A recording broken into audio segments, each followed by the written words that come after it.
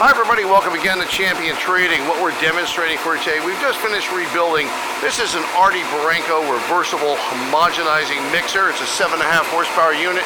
It's mounted in this fully jacketed, well nearly fully jacketed, national board rated tank by Wilflow Corp. The unit has been completely rebuilt. Just going to give you a quick look here. We're just trialing it right now. We'll be adding a secondary mixer to this system. Gone through the motor completely. We're drawing about 18 amps under a load here, which is actually 2 amps less than the 20 amps rated on the manufactured plate. We have the deflector plate set down about 12 inches off the head. We're running in a direction that pulls material up through the homogenizing head right now.